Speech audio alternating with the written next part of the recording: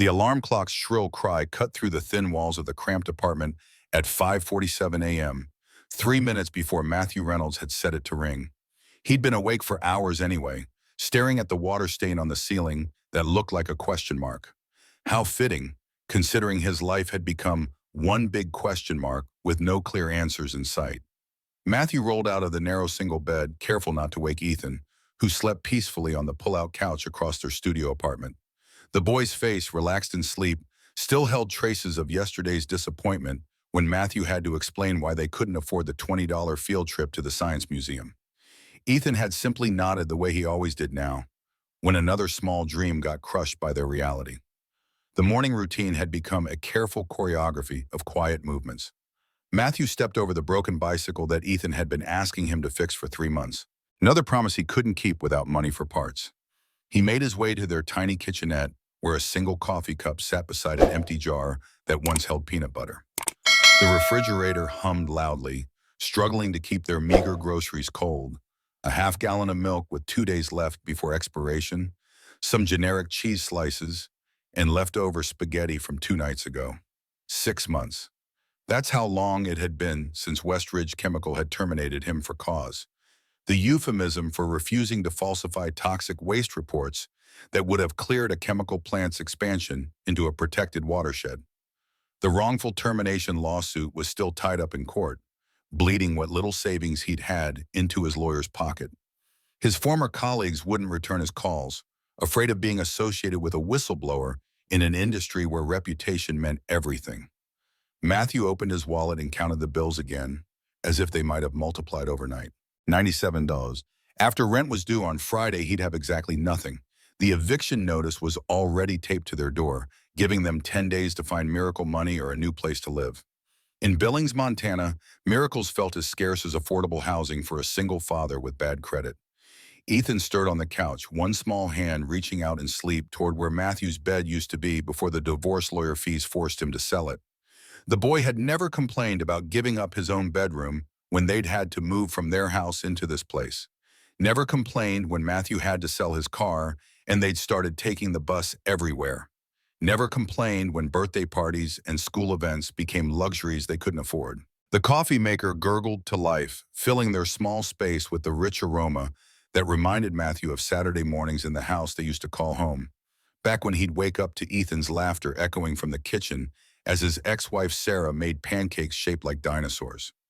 Before she'd decided that loving someone meant they should be able to provide better than food stamps in thrift store clothes. "You're a good man, Matthew," she'd said during their last conversation, her voice carrying that particular tone of pity that cut deeper than anger. But Ethan needs stability. He needs a father who can actually take care of him. The divorce papers had been signed on a Tuesday. She'd remarried on a Saturday. Her new husband drove a BM and owned 3 dental practices across the state. Ethan called him Uncle Mike and spent every other weekend in their suburban house with a pool and a golden retriever named Buddy. Matthew pulled out his father's old hiking pack from the narrow closet, its canvas exterior weathered from decades of Montana mountain trails. Inside the front pocket, his fingers found what he'd been looking for, a faded photograph of his father at 35, grinning beneath a wide-brimmed hat, mountains stretching endlessly behind him. On the back, in his father's careful handwriting, "The ribbon between the worlds, 1987. Some trails lead to more than just views, son." His father had told him stories about that trail during long winter evenings, speaking of hidden valleys and forgotten places where the old railroad used to run supplies to mining camps in the 1800s. Places where a man could think clearly away from the noise of ordinary life. Places where boys became men and men remembered who they really were. "Dad." Ethan's sleepy voice drifted across the apartment. "Morning, buddy. Sleep okay?"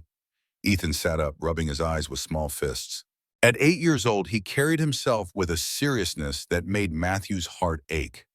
Children shouldn't have to worry about rent money or wonder why other kids had things they couldn't have. "Are we going to have to move again?" Ethan asked, his voice matter-of-fact in the way children learned to be when disappointment became routine. Matthew sat on the edge of the pull-out couch, the metal frame creaking under his weight. "What would you say if I told you I had an idea for an adventure instead?" Ethan's eyes brightened for the first time in weeks. "What kind of adventure?" The kind your grandfather used to tell me about. Mountains and fresh air and trails that lead to places most people never see. Matthew held up the photograph. Your grandfather left me some maps and stories about a special trail, something he called the ribbon between the worlds. Ethan took the photo with careful hands, studying his grandfather's face with the intensity children brought to treasures. He looks happy. He was happiest when he was out there exploring places that made him feel alive. Matthew paused, choosing his words carefully. I was thinking maybe it's time we figured out what he was talking about. Just you and me, buddy. Father and son adventure. But what about school? School will be there when we get back. This is different. This is about us learning something we can't get from books. Ethan was quiet for a long moment, processing. Would we sleep in tents? We would cook our food over a campfire, follow trails that your grandfather walked when he was young, and it would just be us. Just us. Something shifted in Ethan's expression, a spark of excitement mixing with the cautious hope he'd learned to keep protected. When would we go? Matthew looked around their small apartment, at the eviction notice on the door, at the broken bicycle and the empty refrigerator, at his son's face so eager for something good to happen in their string of difficult days. How about today? Within 2 hours, they'd packed everything they owned that mattered into Matthew's father's old camping gear, sleeping bags that smelled like cedar and adventure, a camp stove that had cooked countless meals under Montana skies, water bottles and a first aid kit, and granola bars that would have to serve as their grocery budget for the week. Ethan helped fold their few clothes into the backpack with the careful attention he brought to everything now, as if he understood that taking care of what they had was the only way to make sure they didn't lose it. He tucked his favorite book, a battered copy of Hatchet that Matthew had found at a used bookstore, into the front pocket alongside his grandfather's photograph. The drive to the trailhead took them west through rolling hills that gradually gave way to the dramatic peaks of the Absaroka Range. Matthew had traded their grocery money for gas. But watching Ethan's face pressed against the passenger window, pointing out eagles and elk, and the way morning light painted the mountainsides, he knew he'd made the right choice. Dad, look. Ethan pointed toward a cluster of aspens whose leaves had turned brilliant gold in the early autumn air. They look like they're on fire, but good fire. Good fire, Matthew agreed, feeling something in his chest loosen for the first time in months. The trailhead parking area was nearly empty on a Wednesday morning. Just a few serious hikers loading packs onto their backs before disappearing into the forest. Matthew checked his father's hand-drawn map one more time, comparing it to the official trail markers. According to the notes, they'd need to hike the main trail for about 3 miles before looking for an unmarked path that branched north toward what his father had labeled simply as the valley. Are you ready for this, Ethan? Ethan shouldered his small pack loaded with snacks and his book in a sense of adventure that made him seem older than his 8 years. I'm ready, Dad. They set off together into the mountains, father and son, walking side by side on a trail that promised to lead somewhere neither of them had ever been. Behind them, their small apartment and its eviction notice and broken bicycle grew smaller until they disappeared entirely. Ahead, the forest opened its arms to welcome 2 travelers who had nothing left to lose and everything to discover. The morning air tasted like pine needles and possibility. For the first time in months, Matthew Reynolds felt like, maybe, just maybe, they were walking towards something better instead of running away from something worse. He had no way of knowing that before the sun set again, their lives would change in ways that would make every hardship they'd endured seem like preparation for the adventure that was about to begin. The trail wound through dense stands of lodgepole pine and Douglas fir, their boots crunching softly on the carpet of fallen needles that muffled their footsteps. Ethan walked ahead with the boundless energy of childhood, stopping every few minutes to examine interesting rocks or point out birds that flitted through the canopy above. Matthew followed at a steady pace, consulting his father's hand-drawn map and comparing it to the landmarks they passed. 3 miles in, just as his father's notes had indicated, they found what looked like an old game trail branching north from the main path. It was barely visible, overgrown with mountain ash and service bushes, marked only by a few weathered blazes carved into tree trunks decades ago. This way, Ethan, Matthew called, pulling aside a curtain of branches. The unmarked trail climbed steadily through terrain that grew wilder with each step.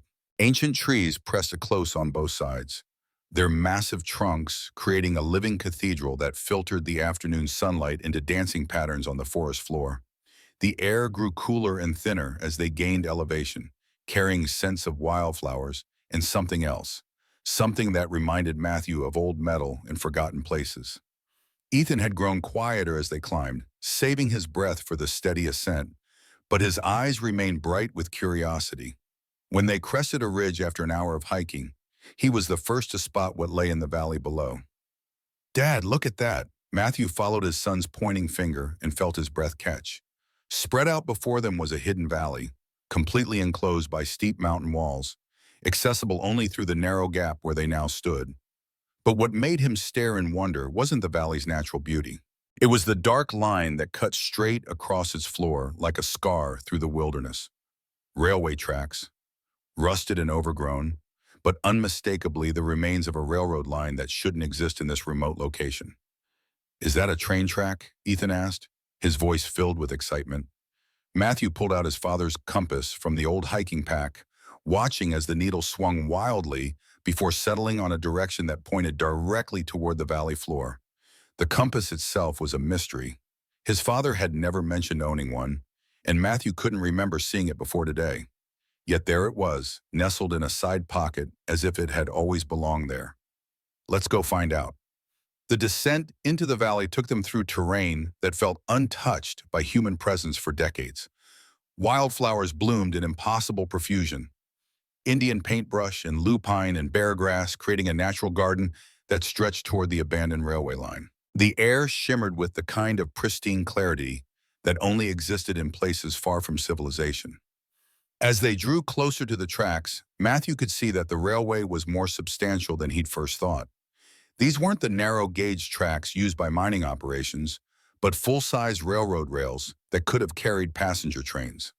The wooden ties were weathered but solid, and the steel rails, though rusted, showed the kind of heavy construction that suggested serious investment in whatever operation had once run through this valley. "Where do you think it goes?" Ethan asked, running alongside the tracks with his arms outstretched like an airplane. "I don't know, buddy. Let's follow it and see." They walked the railway line for nearly a mile, the tracks leading them deeper into the valley toward a grove of massive cottonwood trees that grew close to what appeared to be a natural spring. The sound of running water grew louder as they approached, and Matthew was beginning to think they'd find nothing more than the remnants of an old logging operation when Ethan suddenly stopped and pointed ahead. "Dad, there's something in those trees." At first, Matthew saw only shadows in the interplay of light and leaves. But as they drew closer, shapes began to emerge from the camouflage of time and vegetation. Train cars, 3 of them sitting on a section of track that curved into the grove, like the railway had been designed to end in this exact spot. The cars were old, turn-of-the-century passenger coaches with ornate metalwork and high windows, their once elegant paint now faded to the color of autumn leaves. Ivy and wild grapevines had grown over much of their exterior, creating a natural cocoon that had somehow preserved them from the worst effects of weather and time. "Are there people inside?" Ethan whispered, moving closer to Matthew. "I don't think so, son. These have been here for a very long time." They approached the first car cautiously. Its windows were intact, but so covered with decades of grime and organic growth that it was impossible to see inside. Matthew tried the door and found it locked, but the second car yielded to pressure when he put his shoulder against its entrance. The door opened with a groan of protest, revealing an interior that took Matthew's breath away. The passenger compartment was like stepping into a time capsule from the early 1900s. Plush velvet seats, though faded and dusty, still held their elegant curves. Brass fixtures gleamed dimly in the filtered light, and an ornate chandelier hung from the ceiling, its crystals somehow still intact after all these years. "Wow," Ethan breathed, stepping inside with the reverence children showed in museums. Matthew followed, noting details that spoke to the car's original luxury. Hand-carved wooden panels lined the walls, inlaid with what looked like mother-of-pearl designs. The floor was covered in a Persian carpet that had somehow survived the decades, its intricate patterns still visible beneath layers of dust. "Dad, look at this," Ethan called from the far end of the car. He was standing beside what appeared to be a private compartment, its door standing slightly ajar. Inside, Matthew could see a small, sleeping berth and a mahogany writing desk, its surface still set with crystal inkwells and a brass letter opener. This must have been for someone really important, Matthew said, running his fingers over the fine craftsmanship. It was Ethan who noticed that one section of the ornate floorboards didn't quite match the others. Children, Matthew reflected, had a way of seeing things that adults missed. The boy knelt down and traced the outline of what looked like a hidden panel. Dad, I think this opens. Matthew examined the section more closely and realized Ethan was right.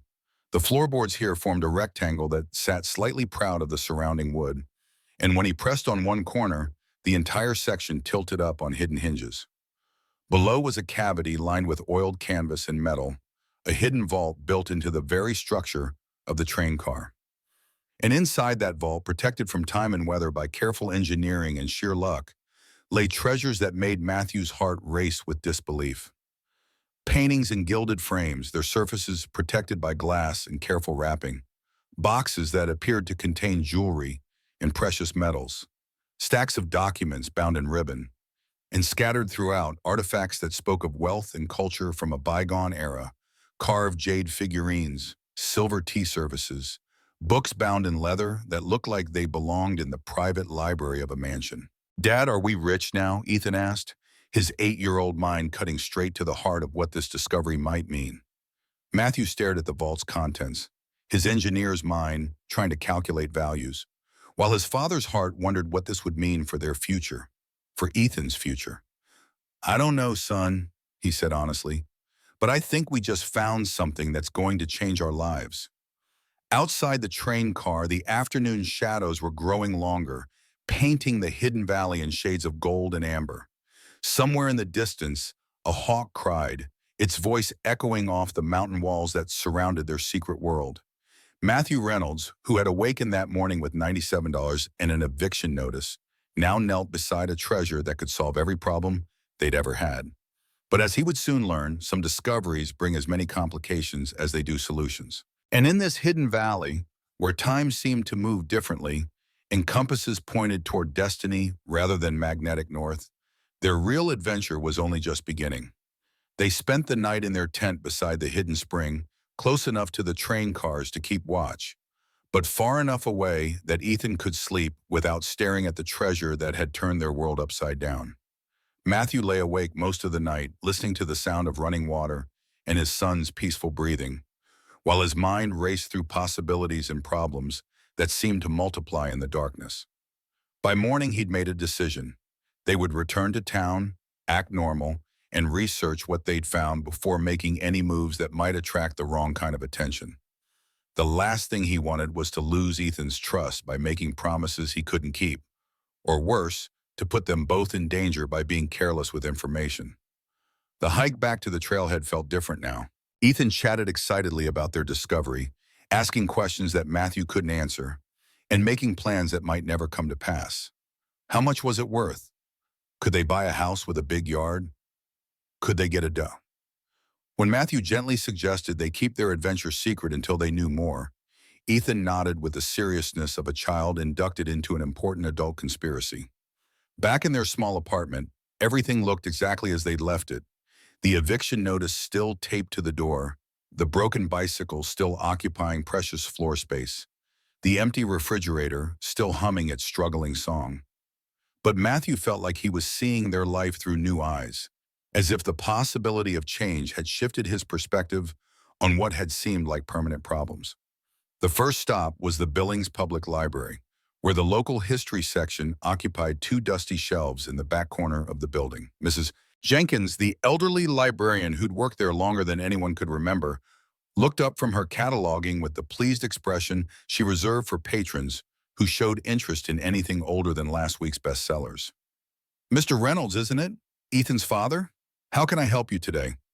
We're doing some research on old railroad lines in the area, Matthew said carefully, particularly any that might have run through the mountain valleys west of here.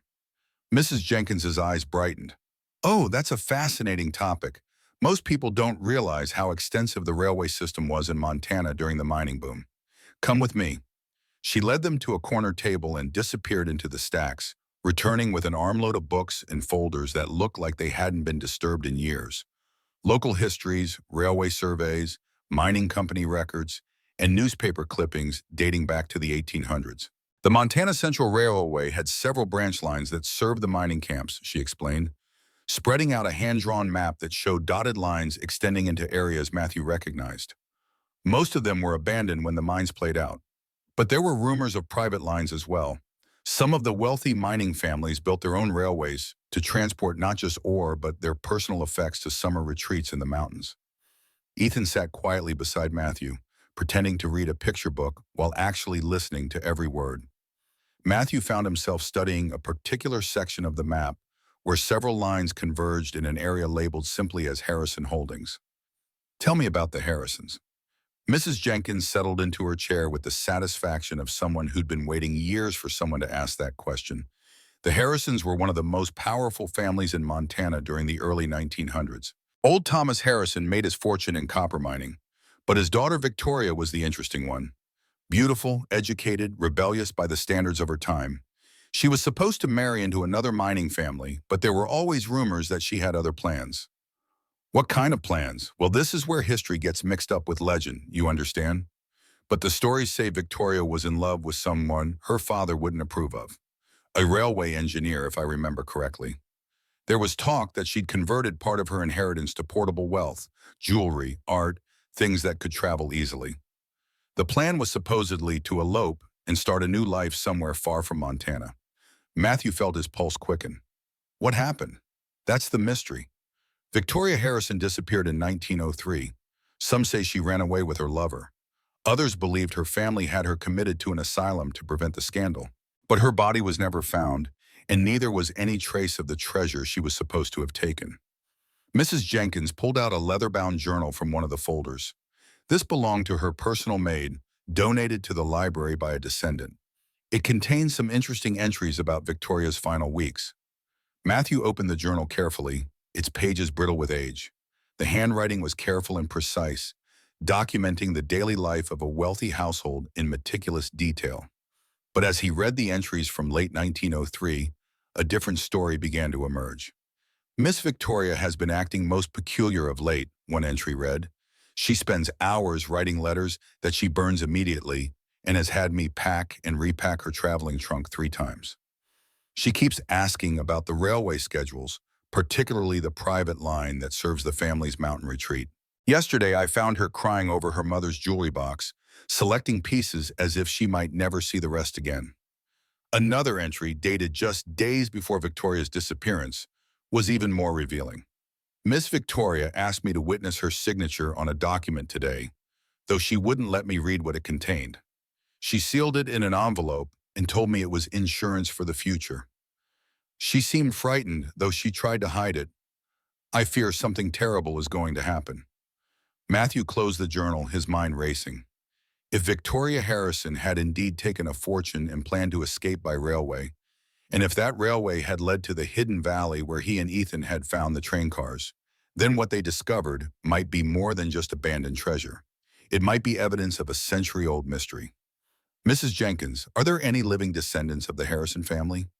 Oh yes, quite a few. They're still one of the prominent families in the state, though they've moved more into banking and real estate these days. Victoria's great-nephew Edward runs the Harrison Foundation here in Billings. Why do you ask? Matthew chose his words carefully. Ethan and I have been doing some hiking in areas where the old railways used to run. We're curious about the history. Mrs. Jenkins smiled. Well, if you're really interested, you might want to speak with Dr. Rachel Chen. She's a historian who specializes in Montana railway history. She's been researching the Harrison family for years, trying to piece together what really happened to Victoria. She comes in here regularly to go through these materials. As they left the library, Ethan carrying a children's book about trains that Mrs. Jenkins had let him borrow, Matthew felt the weight of what they'd stumbled into. This wasn't just about money. It was about solving a mystery that had puzzled people for over a century. But it was also about something more immediate, keeping Ethan safe while figuring out how to handle a discovery that could attract attention from people who might not have their best interests at heart. Dad, Ethan said as they walked to the bus stop, are we going to tell people what we found? Matthew looked down at his son's trusting face and realized that whatever happened next, he had to make sure Ethan understood that some secrets were worth protecting, at least until they knew who they could trust. Not yet, buddy. First, we need to learn more about the story. Then we'll decide who needs to know. Ethan nodded solemnly, clutching his library book. Neither of them noticed the dark sedan that had been parked across from the library, or the man inside who'd been watching them through the windows. Their secret was already starting to slip. Matthew's old friend, Marcus Rivera, had always been the kind of lawyer who answered his phone no matter what time someone called, especially when that someone was in trouble. When Matthew reached him that evening from the payphone outside their apartment building, his cell service had been cut off 2 weeks ago. Marcus listened without interruption as Matthew carefully explained their discovery without mentioning specific locations or the full extent of what they'd found. "You need to be very careful here, Matthew," Marcus said when the story was finished. "Treasure trove law in Montana is complicated, and if what you're describing has historical significance, there could be multiple parties with legitimate claims." "What do you mean?" "Well, there's the landowner where the items were found, which could be private property or state land. There are potential heirs to the original owner. There's the possibility that some of these items were stolen property to begin with, and if they have archaeological or historical value, the state might have an interest in preserving them." Matthew felt his stomach tighten. "So we might not be able to keep anything?" "It depends on a lot of factors. The best thing you can do right now is document everything thoroughly and research the legal ownership as much as possible before anyone else gets involved. Once word gets out, you'll have treasure hunters, lawyers, and possibly law enforcement all wanting their piece of the action. How long do we have? That depends on how well you can keep a secret. But Matthew, I have to ask, are you absolutely certain no one else knows about this?" Matthew thought about their visit to the library, Mrs. Jenkins' helpful information, the suggestion to contact the historian, Dr. Chen. "We've been careful." "Good. Keep it that way until we can figure out the best approach." After hanging up, Matthew walked back to their apartment to find Ethan sitting at their small table, carefully drawing pictures of their adventure in the margins of his school notebook. The drawings were surprisingly detailed for an 8-year-old. The hidden valley, the train cars, even rough sketches of some of the treasures they'd seen. "Ethan, buddy, remember what we talked about keeping this secret?" "I know, Dad. I'm not going to tell anyone." Ethan held up his notebook, "But I wanted to remember it exactly right." Matthew sat down beside his son, studying the innocent drawings that captured their discovery with childlike precision. "These are really good, Ethan, but maybe we should keep them private for now. Okay?" "Okay." Ethan closed the notebook and looked at his father with serious eyes. "Dad, are we going to be in trouble for finding it?" The question cut straight to Matthew's heart. Ethan had already experienced too much uncertainty in his young life, and here Matthew was adding more by involving him in something that could go wrong in ways neither of them could predict. "I don't think so, son. But sometimes when people find valuable things, it gets complicated because other people might think they deserve them too. We just need to be smart about how we handle it. Like in my book," Ethan said, referring to his copy of Hatchet. "Brian has to be careful about everything in the wilderness because one mistake could be really bad." Exactly like that. The next morning brought an unexpected visitor. Matthew was making breakfast when a knock at the door interrupted their quiet routine. Through the peephole, he saw a middle-aged Asian woman in professional clothing holding a briefcase and looking like she belonged in a boardroom rather than the hallway of their rundown apartment building. "Mr. Reynolds? My name is Dr. Rachel Chen. I believe Mrs. Jenkins at the library mentioned that you might be interested in speaking with me about Montana railway history." Matthew's pulse quickened. This was the historian Mrs. Jenkins had recommended, but he hadn't contacted her yet. How had she found them? He opened the door but left the chain lock in place. "I'm sorry, how did you get my address?" Rachel smiled apologetically. "I should have called first, but I don't have your phone number. Mrs. Jenkins told me you'd been asking about the Harrison family and the old railway lines. It's rare to find someone interested in that particular piece of history, so I thought we might be able to help each other." Ethan appeared beside Matthew, curious about their visitor. Rachel's expression softened when she saw him. "You must be Ethan. Mrs. Jenkins mentioned you were helping your father with his research. Are you interested in trains?" Ethan nodded shyly. "We went hiking where there used to be train tracks." Matthew felt a warning bell go off in his head. But before he could interrupt, Rachel was already responding with the enthusiasm of someone who'd found a kindred spirit. That's wonderful. Most of the old lines are completely overgrown now, but if you know where to look, you can still find traces of them. Which area were you exploring, Ethan? Why don't you go finish your breakfast while Dr. Chen and I talk? Matthew said quickly, but the damage was already done. Ethan had shown just enough interest to confirm that they'd actually been to one of the old railway sites, not just reading about them in books. Rachel's expression shifted slightly, becoming more focused. Mr. Reynolds, I've been researching the disappearance of Victoria Harrison for over 5 years. I have reason to believe she didn't simply run away, as most people assume. I think something happened to her, and I think the evidence might still exist somewhere along those railway lines. What kind of evidence? Rachel opened her briefcase and pulled out a manila folder. May I come in? This might take a few minutes to explain. Against his better judgment, Matthew unhooked the chain and let her inside. Rachel glanced around their sparse apartment without comment, though he could see her taking in the eviction notice, the broken bicycle, the general atmosphere of people living paycheck to paycheck. She spread several documents on their small table, photographs, letters, and what appeared to be official railway documents from the early 1900s. This is a photograph of Victoria Harrison, Rachel said, pointing to a formal portrait of a beautiful young woman with intelligent eyes in an expression that suggested she was thinking about something far beyond the photographer's studio. And this is a letter she wrote to a friend just weeks before she disappeared. Matthew read the letter, which spoke of Victoria's plans to find a place where the past couldn't follow, and her hope that someday people will understand the choices I had to make. Now look at this, Rachel continued, producing a document that made Matthew's breath catch.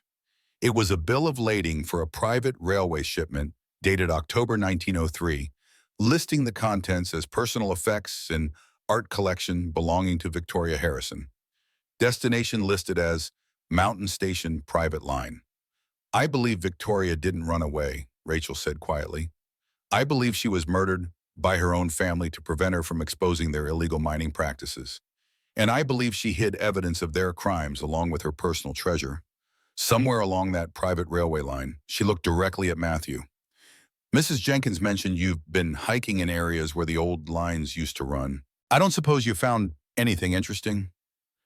Matthew felt the weight of the gold locket in his pocket, the one item he'd taken from the train car as proof of their discovery.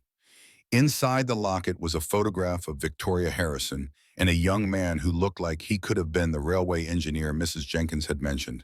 Dr. Chen, he said carefully, what would happen if someone did find evidence related to Victoria's disappearance? It would be the most significant historical discovery in Montana in decades, she replied. It would finally give Victoria justice and probably expose crimes that were covered up for over a century. She paused, studying his face. Mr. Reynolds, if you found something, I can help you. But you need to understand that there are people who have spent a lot of money and effort making sure certain facts about the Harrison family never come to light. If you've stumbled onto something important, you might need protection. Outside their apartment window, Matthew could see the dark sedan that had been parked across the street for the past hour, the same one he'd noticed yesterday outside the library. Their secret was definitely out, and the complications Marcus had warned about were already beginning. Matthew made a decision that would have seemed impossible just days earlier. He pulled the gold locket from his pocket and placed it on the table in front of Rachel Chen. We found this, he said simply. Rachel's hands trembled as she opened the locket. When she saw the photograph inside, Victoria Harrison with her arms around a young man in railway worker's clothes, her eyes filled with tears. My God, she whispered. This is James Morrison, the engineer who disappeared the same week Victoria did. I've been looking for proof of their relationship for years. She looked up at Matthew with new respect. Where did you find this? In a place where Victoria might have hidden it, along with other things that belonged to her. Rachel was quiet for a long moment, studying the photograph with the intensity of someone who'd just seen a piece of history come to life. Mr. Reynolds, you need to understand what you've discovered. This isn't just about lost treasure. Victoria Harrison was the key witness to her father's illegal dumping of mining waste into the Clark Fork River. Her testimony would have shut down his entire operation and probably sent him to prison. And you think her family killed her to prevent that? I think they tried to, but if you found her personal effects intact, it means she managed to hide them before whatever happened to her. That could include documents that prove the environmental crimes her father was committing. Ethan, who'd been listening from the kitchen, appeared with his notebook. Chen, would you like to see my drawings? Before Matthew could stop him, Ethan had opened the notebook to his sketches of the hidden valley in the train cars. Rachel studied them with the eye of someone who understood what she was looking at. These are very detailed, Ethan. You have quite an artistic eye. She looked at Matthew. How accurate are these drawings? Very, Matthew admitted. Then you found the private railway terminus that Victoria used to reach her family's mountain retreat. According to the railway records I've uncovered, it was built specifically to transport the Harrison family to a hunting lodge they maintained in a remote valley. She pointed to Ethan's sketch of the train cars. These look like they're in remarkably good condition for being abandoned for over a century. The location protected them, Matthew said. Hidden valley, natural shelter, dry climate. Rachel gathered her documents, but Matthew could see her mind working at high speed. Mr. Reynolds, I need to be direct with you. If what you found is as significant as I think it is, you're going to need help navigating the legal and political implications. The Harrison family still has considerable influence in this state. What kind of influence? The kind that can make evidence disappear and inconvenient people face legal troubles. Victoria's great-nephew, Edward Harrison, sits on the boards of 3 major banks and has political connections throughout Montana. If he believes you found something that could damage his family's reputation, he'll use every resource at his disposal to discredit or intimidate you. As if summoned by their conversation, Matthew's phone rang. The caller ID showed a number he didn't recognize, but when he answered, the voice was crisp and professional. Mr. Reynolds, this is Edward Harrison. I understand you've been asking questions about my family's history. I'd like to invite you to lunch tomorrow to discuss your research. Matthew felt ice in his veins. How did you get this number? I make it my business to stay informed about people who take interest in family matters. Tomorrow at noon, the Petroleum Club. I think you'll find our conversation enlightening. The line went dead. Rachel was watching Matthew's face, and she didn't need to ask what the call had been about. They know, she said simply. How is that possible? We've only told you and my lawyer. Rachel's expression darkened. Mrs. Jenkins at the library mentioned that she'd given you information about the Harrison family. The library's computer system logs all research requests, and the Harrison Foundation has donated significantly to the library's digitization project. It wouldn't be difficult for them to monitor who's been accessing those records. So what do we do? You have several options, none of them perfect. You can meet with Edward Harrison and try to negotiate some kind of arrangement. You can go to the media and make everything public before they can suppress it. Or you can contact federal authorities and report the discovery as potentially significant archaeological evidence. Matthew looked at Ethan, who was listening with the wide-eyed expression children got when they realized the adult world was more complicated than they'd understood. What would you recommend? Honestly, I'd recommend getting Ethan somewhere safe first. If Edward Harrison is desperate enough to make threats, he might not limit himself to legal pressure. Threats? He invited me to lunch. Mr. Reynolds, in my experience, when wealthy, powerful people invite struggling single fathers to lunch, it's rarely because they want to chat about family history. They want to make you an offer you can't refuse, or they want to make it clear what will happen if you don't cooperate. That evening, Matthew called his ex-wife for the first time in months. Sarah, I need to ask you a favor. Matthew, is everything okay? You sound worried. Ethan and I found ourselves in a complicated situation. I can't explain everything over the phone, but I might need Ethan to stay with you for a few days while I sort some things out. There was a long pause. What kind of complicated situation? The kind where it might be safer for him not to be with me right now. Matthew, you're scaring me. Are you in some kind of legal trouble? Not exactly, but Sarah, please. If I ask you to come get Ethan, can you do it without asking a lot of questions? Of course, but Matthew, if you're in danger, maybe you should call the police. The police might be part of the problem. After he hung up, Matthew found Ethan sitting on his bed, carefully tying a bundle of Victorian-era love letters with the same faded ribbon that had originally bound them. The letters were part of what they'd taken from the train car, Evidence of Victoria and James's relationship that Rachel had confirmed were authentic based on Victoria's known handwriting. Dad, are the bad guys going to try to take our treasure? Matthew sat down beside his son, marveling at how children could cut through complicated adult situations to reach the heart of what mattered. Dad, I don't know, Ethan, but whatever happens, I want you to remember that we found something important. Not just the valuable things, but the story of people who loved each other and tried to do the right thing. Ethan nodded solemnly. Like Victoria and James. Exactly like Victoria and James. Outside, the dark sedan was still parked across the street, and Matthew could see the glow of someone using a cell phone inside. Their discovery had set events in motion that he was only beginning to understand. And tomorrow's lunch with Edward Harrison would determine whether they were about to become very wealthy or very sorry they'd ever followed his father's map into the Hidden Valley. The love letters in Ethan's hands represented more than historical evidence. They were proof that sometimes the most valuable treasures were the ones that couldn't be measured in dollars. And the most important discoveries were the ones that revealed truths people had tried to hide. The Petroleum Club occupied the top 3 floors of one of Billings' tallest buildings, its windows offering commanding views of the Yellowstone Valley and the rim rocks beyond. Matthew had never been inside a place like this, all leather chairs and real paintings and the kind of quiet wealth that spoke in whispers rather than shouts. Edward Harrison was waiting at a corner table, a man in his 60s with silver hair and the kind of confident bearing that came from never having to worry about money. He stood when Matthew approached, extending a hand and offering a smile that didn't quite reach his eyes. "Mr. Reynolds, thank you for joining me.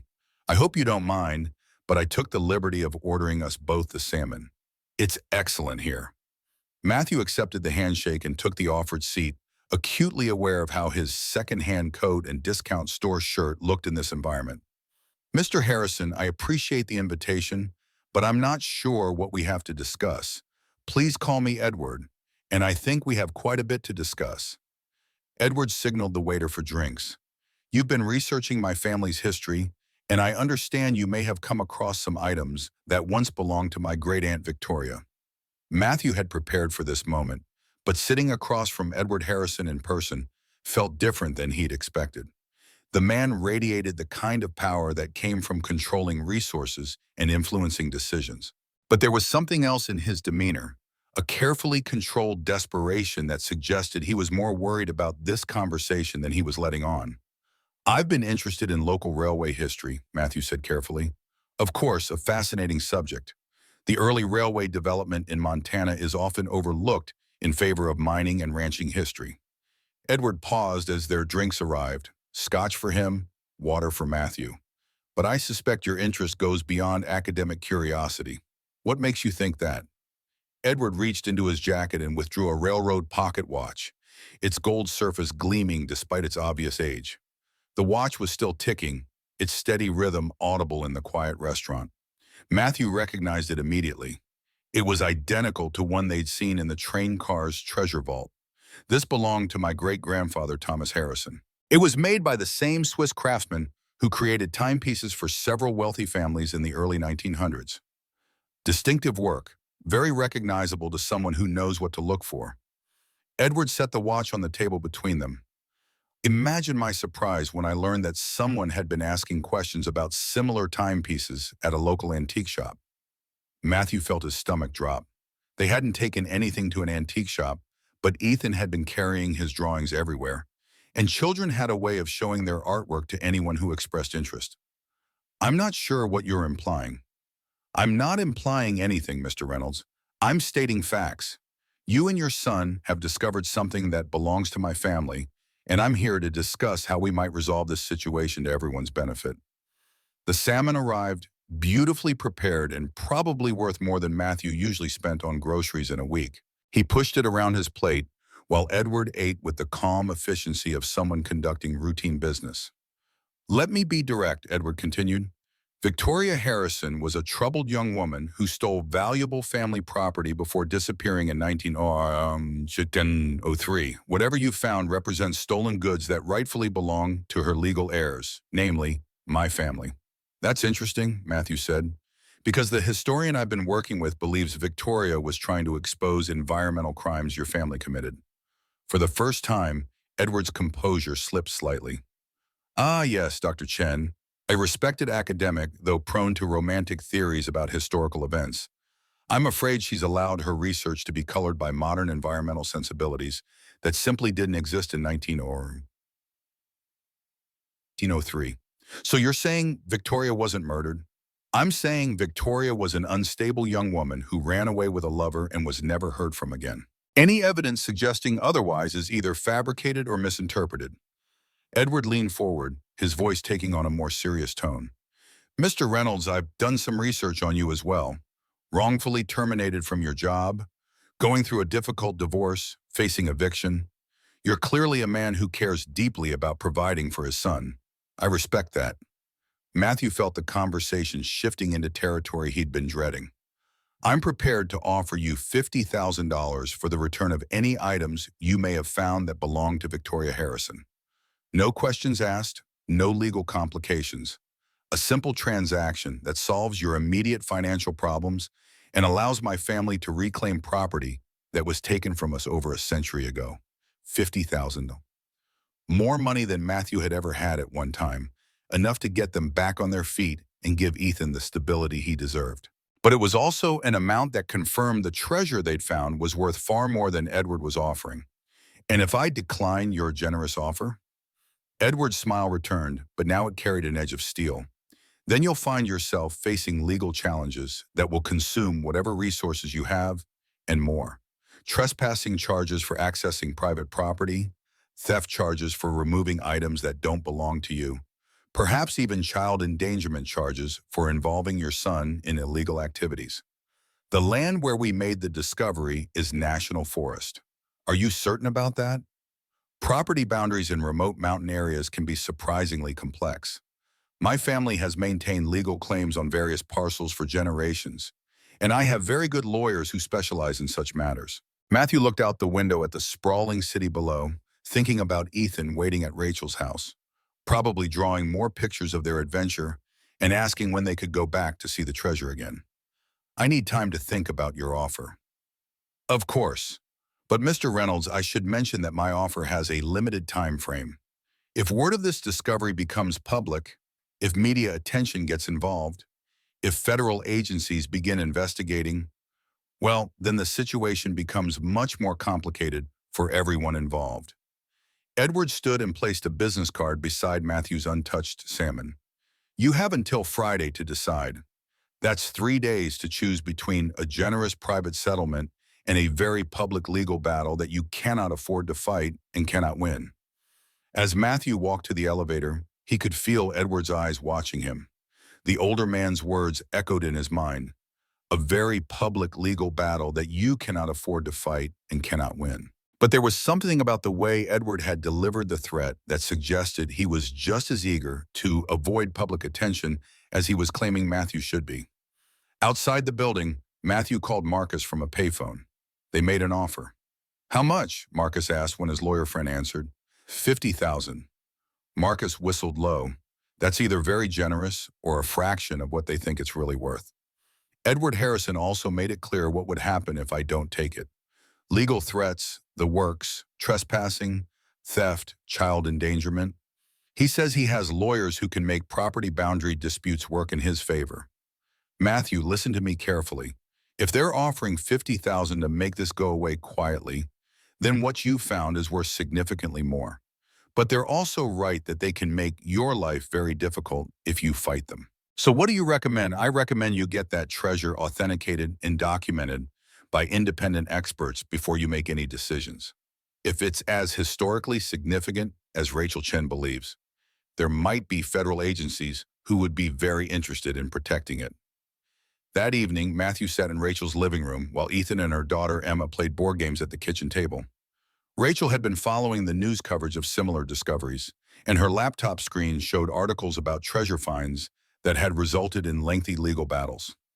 The problem, Rachel explained, is that without independent verification of the historical significance, this becomes a simple property dispute between you and the Harrison family. But if we can prove that what you found contains evidence of environmental crimes or other illegal activities, then it becomes a matter of public interest. And that would protect us from Edward's legal threats? It might, but it would also guarantee that this story becomes national news, with all the complications that brings. Matthew watched Ethan laughing with Emma as they played their game, momentarily forgetting the adult complexities that surrounded their discovery. In 3 days, he would have to choose between financial security and the possibility of exposing a century-old injustice. The pocket watch that Edward had shown him was still ticking in Matthew's mind, marking time towards a decision that would determine not just their financial future, but whether Victoria Harrison would finally receive the justice she'd been denied for over 100 years. 2 nights before Edward Harrison's deadline, Matthew made a decision that surprised even himself. He would return to the Hidden Valley one more time, alone, to carefully document everything they'd found before making any choice about Edward's offer. If he was going to sign away their discovery, he wanted to understand exactly what he was giving up. Rachel had reluctantly agreed to keep Ethan overnight again, understanding Matthew's need to see the treasure vault one final time without putting his son at risk. She'd also provided him with a high-resolution camera and GPS equipment to create a complete record of their discovery. The night hike to the valley felt different than their first adventure. Where before Matthew had been filled with wonder and possibility, now he carried the weight of adult complications and the knowledge that powerful people were watching his every move. The forest seemed darker, the familiar trail more treacherous, as if the mountains themselves sensed the approaching confrontation. The train cars sat exactly as they'd left them, ivy-covered and peaceful in the moonlight. Matthew set up battery-powered work lights and began the careful process of photographing and cataloging everything in the hidden vault. Each item told a story: jewelry that had been worn to elegant parties, paintings that had hung in a mansion's drawing room, documents that recorded the daily business of a wealthy family. It was while photographing a stack of letters tied with blue ribbon that Matthew noticed something odd about the vault itself. The wooden flooring that had concealed the treasure showed signs of recent modification, scratches in the wood that looked too fresh to be from 1903, and metal hinges that, while aged, appeared to have been installed with modern screws. Examining the vault more closely with his flashlight, Matthew discovered what Ethan's sharp eyes had missed during their first exploration. The vault had a false bottom. The discovery mechanism was ingenious: a section of the vault's floor that lifted out completely when the right pressure was applied to hidden springs in the corners. Beneath it lay a deeper chamber, this one lined with oiled leather and containing items that made Matthew's breath catch in his throat. Documents, dozens of them, carefully preserved in waterproof cases. And as Matthew read by flashlight, the true story of Victoria Harrison began to emerge. These weren't love letters or personal mementos. These were business records, government correspondence, and most damning of all, internal company documents that detailed Thomas Harrison's systematic dumping of mining waste into water sources throughout western Montana. The paperwork showed a pattern of environmental destruction that had poisoned rivers, contaminated farmland, and caused health problems in mining communities, all covered up through bribes to government officials and intimidation of potential witnesses. But the most shocking document was Victoria's own handwritten testimony, dated just days before her disappearance. "I have tried to reason with my father, but he refuses to acknowledge the damage his operations are causing to innocent families. The children in the mining camps are falling sick, their drinking water contaminated by chemicals from our processing operations.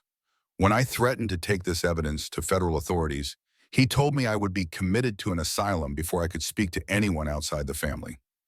I fear for my life, but I will not be silenced. I've moved the evidence of our crimes to a place where it will be safe, along with resources that will allow me to start over far from my father's influence.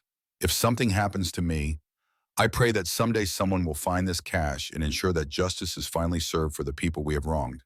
The enclosed will establishes a trust for the benefit of families affected by Harrison mining operations, to be administered by whoever discovers this evidence. I name James Morrison as my heir and executor, but if he cannot serve, then I designate that these resources should go to anyone brave enough to expose the truth about what my family has done." Matthew's hands shook as he read Victoria's final document, a will that not only exposed her family's crimes, but legally designated the treasure for whoever found it, specifically for the purpose of seeking justice for environmental damage caused by Harrison operations. But there was more. Beneath Victoria's testimony lay modern documents that made Matthew's blood run cold. Photocopied reports from the 1970s and 80s showing that Harrison Industries had continued the same practices well into the modern era, contaminating groundwater near several Montana communities and covering it up through the same methods Thomas Harrison had pioneered decades earlier. Someone had been maintaining this hidden archive, adding evidence as recently as 5 years ago. The modern documents were signed with initials JM and included a note that made everything clear. I am James Morrison, Jr., son of the railway engineer who disappeared with Victoria Harrison in 1903. My father survived what the Harrison family intended to be a murder and spent his remaining years documenting their continued crimes. This cache has been maintained by our family for 4 generations, waiting for someone with the courage to bring these crimes to light. The Harrison family believes they buried their secrets with Victoria, but the truth has been preserved. Use it wisely. The signature was dated just 3 years ago. Matthew sat back on his heels, overwhelmed by the magnitude of what he'd discovered. This wasn't just about treasure or even historical justice. It was about ongoing environmental crimes that had affected thousands of people over more than a century. The Harrison family's power and influence had allowed them to poison communities and cover up their responsibility for decades of environmental damage. His phone buzzed with a text message despite the remote location. The message was from an unknown number. "You've been in that valley too long, Mr. Reynolds. Time to come out." Matthew's blood turned to ice. Someone was watching him, even here in the hidden valley that he thought was completely secret. He quickly packed the most important documents into his backpack, leaving the treasure but taking the evidence that could finally bring justice to the Harrison family's victims. As he prepared to leave, another text arrived. "Bring the boy too." Now panic flooded through Matthew as he realized what was happening. Whoever was watching him knew about Ethan, knew where he was staying, and was making it clear that his son was in danger. He ran through the forest toward the trailhead, crashing through underbrush and stumbling over roots in his haste to reach his truck and get to Rachel's house. The night that had started as a quiet mission to document their discovery had become a race to protect Ethan from people who would apparently stop at nothing to keep their family's crimes hidden. The drive back to Billings took forever, every mile filled with scenarios of what might be happening to Ethan while Matthew was too far away to protect him. He called Rachel's house repeatedly, getting only voicemail, then tried her cell phone with the same result. When he finally reached Rachel's neighborhood, he could see police cars parked outside her house, their red and blue lights painting the quiet residential street in emergency colors. Matthew's worst fears seemed to be coming true, until he saw Rachel and both children standing safely on the front porch, talking to what appeared to be friendly officers rather than being threatened. Rachel ran to meet him as he got out of his truck. "Matthew, thank God you're here. Someone broke into my house tonight, but we weren't home. We'd gone to Emma's school play. When we came back, the police were already here. A neighbor had called about suspicious activity. Is Ethan okay?" "He's fine, scared, but fine." Matthew, whoever broke in, was looking for something specific. "They didn't take any electronics or jewelry, but they went through all my research materials and destroyed my files on Victoria Harrison." Matthew felt the weight of the documents in his backpack, evidence that someone was desperate enough to commit burglary to suppress. The false bottom of Victoria's vault had contained more than historical artifacts. It had contained proof of crimes that were still affecting people today. "Rachel, we need to get Ethan somewhere safe, and then we need to contact federal authorities. What we found isn't just about the past. It's about crimes that are still happening." As they gathered Ethan and prepared to leave for a location where Edward Harrison's influence couldn't reach them, Matthew realized that their simple treasure hunt had uncovered something far more valuable than gold or artwork. They'd found evidence that could finally bring justice to communities that had been poisoned by corporate greed for over a century. But first, they had to survive long enough to tell the story. Federal agent Patricia Hawkins had investigated environmental crimes for 15 years, but she'd never seen a case quite like this. When Matthew Reynolds contacted the EPA's Criminal Investigation Division at 3:00 in the morning, claiming to have evidence of ongoing environmental crimes dating back over a century, her first instinct had been skepticism. Treasure hunters and conspiracy theorists contacted federal agencies regularly with wild claims and dubious evidence. But the documents Matthew provided were different. The letterhead was authentic, the historical details checked out, and the modern additions to the archives showed a pattern of environmental damage that matched several unsolved cases her division had been investigating for years. Now, 36 hours later, she sat in a secure conference room in the federal building in Billings, surrounded by evidence that could result in criminal charges against one of Montana's most powerful families. Mr. Reynolds, Agent Hawkins said, I want to make sure you understand what you're getting into. The evidence you've provided suggests that Harrison Industries has been covering up environmental crimes for decades. If we move forward with this investigation, you and your son will be at the center of a very high-profile federal case. Matthew looked around the conference room at the assembled team, FBI agents specializing in white-collar crime, EPA investigators, a federal prosecutor, and Marcus, who had driven up from Billings to provide legal counsel.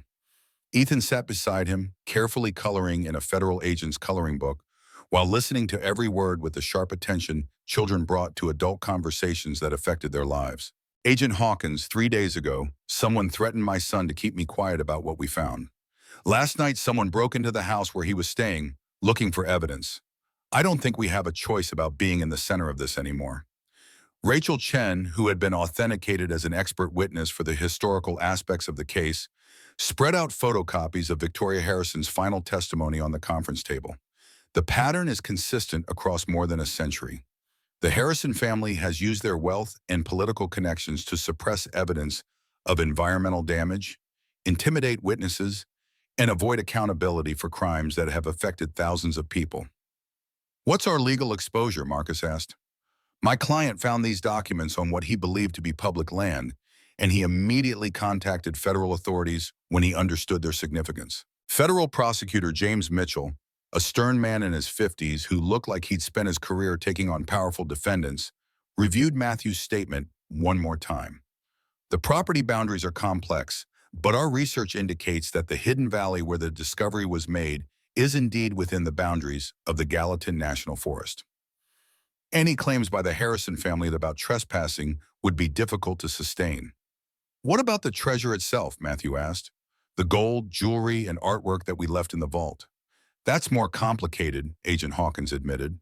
But Victoria Harrison's will, assuming it can be authenticated, appears to designate those resources for anyone who discovers evidence of her family's crimes. You may have a legitimate legal claim, especially since you immediately reported the discovery to authorities. Ethan looked up from his coloring book. Are the bad guys going to go to jail? The question, delivered with a directness that only children could manage, cut through the legal complexities to the heart of what they were trying to accomplish. We're going to do everything we can to make sure that happens, Agent Hawkins told him. But Ethan, it's going to take time, and it might be scary sometimes. Are you brave enough to help us?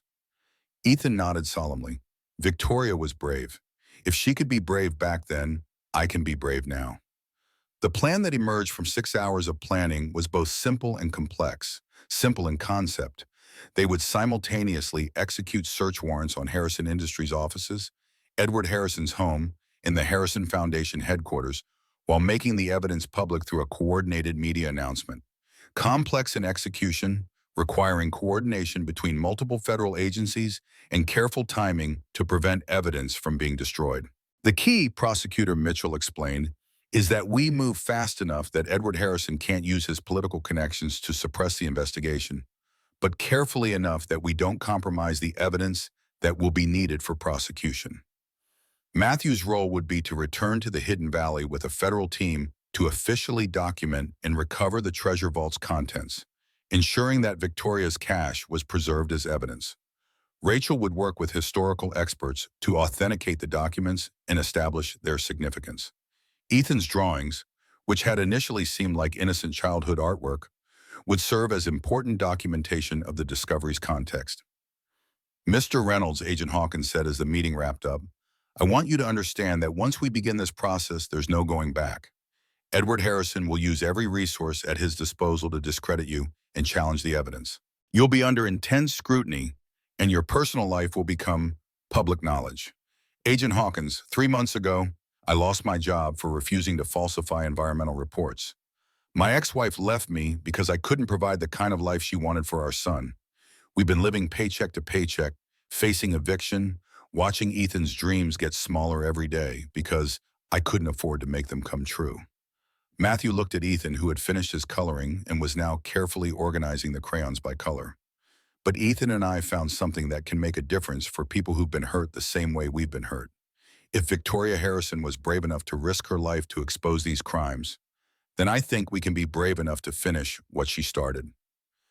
That evening, in a secure hotel room provided by the Federal Marshal Service, Matthew helped Ethan pack a small suitcase with his favorite clothes and books. Tomorrow, Ethan would stay with Rachel and Emma at a safe house while Matthew returned to the valley with the federal investigation team. "Dad, are we going to be rich when this is over?" Matthew sat on the bed beside his son, thinking about Victoria's will and the treasure vault and the complex legal proceedings that would determine their financial future. "Ethan, I honestly don't know. The lawyers say we might be entitled to some of the treasure, but it could take years to sort out all the legal details. I hope Victoria gets to rest now," Ethan said quietly. "In my book, Brian has to work really hard to survive in the wilderness, but at the end, he knows he's stronger because of what he went through." "What made you think of that?" "Because Victoria had to hide in the wilderness too, kind of, and she was waiting all this time for someone to find her story and make it right." Ethan looked up at his father with serious eyes. "Do you think she knows we found her?" Matthew felt his throat tighten with emotion. "I think she does, buddy. I think she's been waiting a long time for someone like us to come along." The next morning brought news that changed everything about their situation. Agent Hawkins called Matthew's hotel room at dawn with an update that made it clear just how high the stakes had become. "Edward Harrison has been in contact with several high-ranking politicians, claiming that you're part of an elaborate fraud designed to extort money from his family. He's also hired a team of private investigators to look into your background, and he's petitioned a federal judge to block the search warrants. Can he do that?" "He can try, but we have independent verification of the document's authenticity, and the historical evidence supports your discovery. More importantly, we've connected some of the modern documents from the cache to active cases we've been building against Harrison Industries for current environmental violations. So what happens now?" "Now, we move fast. The search warrants are being executed this morning, and we're holding a press conference this afternoon. By tonight, this story will be national news, which means Edward Harrison won't be able to make you disappear quietly." Matthew looked out the hotel window at the mountains where their adventure had begun just days earlier. Somewhere up there, Victoria Harrison's train cars were waiting to give up their secrets to federal investigators. Somewhere in those hidden chambers lay evidence that would finally bring justice to communities that had been poisoned by corporate greed for over a century. But more than that, somewhere in those mountains lay proof that sometimes ordinary people could make extraordinary discoveries that changed not just their own lives, but the lives of countless others who had been waiting for someone brave enough to speak the truth. "Agent Hawkins," Matthew said, "we're ready."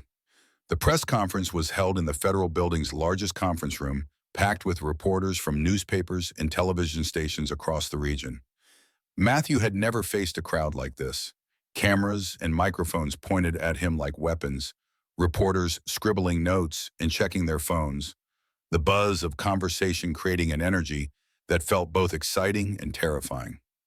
Agent Hawkins stood at the podium with the calm confidence of someone who had delivered news that changed people's lives many times before. Behind her, a table displayed some of the artifacts from Victoria's cache, the gold locket, some of the letters, and photocopies of the most damning documents. "Ladies and gentlemen, thank you for coming this morning. Federal agents executed search warrants at multiple locations connected to Harrison Industries as part of an investigation into environmental crimes that span more than a century.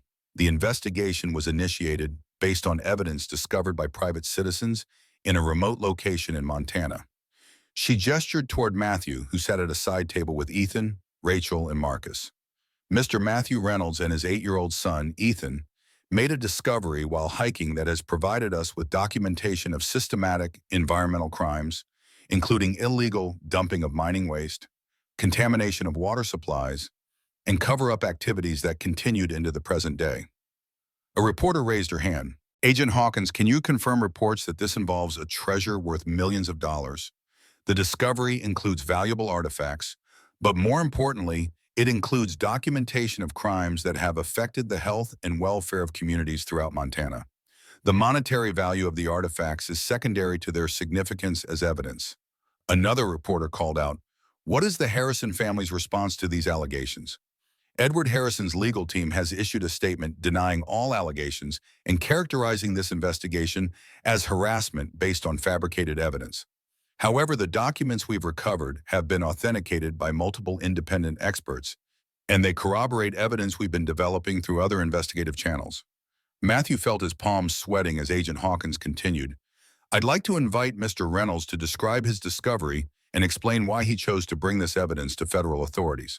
Walking to the podium felt like the longest journey of Matthew's life. The cameras tracked his movement, and he could hear the click and whir of photographers capturing every step. When he reached the microphone, he looked out at the sea of faces and felt momentarily overwhelmed by the magnitude of what was happening. Then he saw Ethan sitting calmly at the table with his notebook open, making sketches of the press conference with the same careful attention he'd brought to drawing their adventure in the Hidden Valley. The sight of his son, completely unintimidated by the crowd and focused on documenting this moment in his own way, gave Matthew the strength he needed. My name is Matthew Reynolds, and 6 days ago, my son Ethan and I were facing eviction from our apartment. I'd lost my job for refusing to falsify environmental reports, and we were down to our last 100. I decided to take Ethan on a hiking trip, following a trail my father had told me about, because I wanted us to have one good memory together before our world fell apart. The room was completely quiet now, every reporter focused on his words. We found an abandoned train in a hidden valley, and inside we discovered treasures that belonged to Victoria Harrison, who disappeared in 1903. But we also found something more valuable than gold or jewelry. We found her testimony about environmental crimes her family was committing, and evidence that those crimes continued for decades. Matthew paused, looking directly into the cameras. Victoria Harrison was brave enough to risk her life to document these crimes and preserve evidence for someone who might someday be able to seek justice for the people who were hurt. Ethan and I were just the ones who happened to find what she left behind. A reporter shouted, "Mr. Reynolds, what do you say to claims that you're attempting to extort money from the Harrison family?" I say that we immediately contacted federal authorities when we understood the significance of what we'd found. If we wanted money, we had an offer of $50,000 to keep quiet about the discovery. Instead, we chose to make sure this evidence reached the people who could use it to help communities that have been poisoned by corporate greed. Ethan stood up from his chair and walked over to his father. Without being asked, he took the microphone and spoke with the clear voice of a child who had something important to say. Victoria was really brave, Ethan said. She hid the truth for a really long time, waiting for someone to find it. My dad taught me that when you find something that doesn't belong to you, you should try to give it back to the right person. Victoria wanted this to go to people who would tell the truth about what happened. So that's what we're doing. The room erupted with questions and camera flashes, but Matthew could see that Ethan's simple explanation had cut through all the legal complexities and political maneuvering to reach the heart of what they were trying to accomplish. They weren't treasure hunters or extortionists. They were just a father and son who had found evidence of injustice and chosen to do the right thing, even when powerful people tried to stop them. The aftermath of the press conference moved with the speed of a digital wildfire. Within hours, Ethan's simple statement about doing the right thing had been shared across social media platforms, turning an 8-year-old's innocent wisdom into a rallying cry for environmental justice. News outlets across the country picked up the story, and by evening, Matthew and Ethan found themselves at the center of a national conversation about corporate accountability and the power of ordinary citizens to expose wrongdoing. But it was the phone call that came at midnight that confirmed they had truly won their battle against the Harrison family's century-long cover-up. "Mr. Reynolds, this is James Morrison III, the voice said when Matthew answered his hotel room phone. "I believe my grandfather left some documents in the cache you discovered." Matthew sat up in bed, suddenly wide awake. "Morrison, you're related to the railway engineer who disappeared with Victoria?" "I am, and I've been waiting 20 years for someone to find that evidence and have the courage to make it public. My family has been maintaining that cache for 4 generations, adding documentation whenever we uncovered new evidence of Harrison Industries crimes. Where are you?" "Driving to Billings from Seattle. I'll be there by morning, and I have additional documentation that will support the federal investigation." More importantly, I have a story to tell about what really happened to Victoria Harrison and my great-grandfather in 1903. The next morning brought James Morrison III to their hotel, a man in his 50s with kind eyes and calloused hands that suggested he worked with his hands rather than in an office. He carried a weathered leather briefcase that contained photographs, letters, and documents that filled in the missing pieces of Victoria and James Morrison's story. They weren't killed, he told Matthew, Rachel, and Agent Hawkins as they sat around the hotel room table. But Thomas Harrison tried to have them killed. Victoria and my great-grandfather discovered the plan and staged their own disappearance, making it look like they died while trying to escape. He opened a photograph album that showed images spanning several decades. Victoria and James in their 30s, 40s, 50s, sitting on the porch of a modest Oregon farmhouse, hiking through coastal forests, celebrating birthdays with children who grew into teenagers, then adults. They lived quietly in Oregon under assumed names, and my great-grandfather continued documenting Harrison Industries' crimes through contacts he maintained in the railway and mining industries. Every few years, he would return to Montana to add new evidence to the cache, hoping that someday someone would find it and use it to seek justice. Rachel studied the photographs with growing excitement, her fingers tracing the outlines of faces that history had considered long dead. This proves that Victoria survived, at least for several years after her disappearance. These pictures show her in her 30s and 40s. She lived to be 73, James confirmed. She never married my great-grandfather. They remained devoted friends who shared the mission of documenting the Harrison family's crimes. When she died in 1950, her final wish was that the evidence be preserved until someone brave enough and foolish enough came along to challenge one of Montana's most powerful families. Agent Hawkins reviewed the additional documentation with the focus of someone who understood its legal implications. This establishes a clear chain of custody for the evidence and confirms that Victoria Harrison intended for it to be used exactly as Mr. Reynolds has chosen to use it. The hotel room phone rang, and Matthew answered to find Edward Harrison on the other end. But this time the voice was very different, tired, defeated, and stripped of the confident authority that had characterized their lunch meeting. Mr. Reynolds, I'd like to discuss a settlement. I thought you said we were thieves and extortionists. I was wrong. The federal investigation has uncovered evidence that that we have made mistakes over the years. Serious mistakes that hurt people. I'd like to make amends. Matthew looked around the hotel room at the people who had become his allies in this fight. Rachel with her passion for historical truth, Agent Hawkins with her commitment to justice, James Morrison III with his family's century-long dedication to preserving evidence, and Ethan, who had started all of this by simply noticing that some floorboards didn't quite match. Mr. Harrison, I think it's too late for private settlements. This isn't about money anymore. It's about making sure that communities affected by your family's actions receive the help they need. The line was quiet for a long moment. Then Edward Harrison said something that Matthew hadn't expected. You're right, Mr. Reynolds. And for what it's worth, I think Victoria would be proud of what you and your son have accomplished. When Matthew hung up, Ethan looked up from the drawing he was making. A picture of Victoria Harrison standing beside the hidden train, smiling as she watched a father and son discover her long-kept secret. Dad, I drew Victoria happy because her story finally got told. Agent Hawkins smiled as she reviewed the final documents that would complete the federal case against Harrison Industries. Ethan, I think you're exactly right.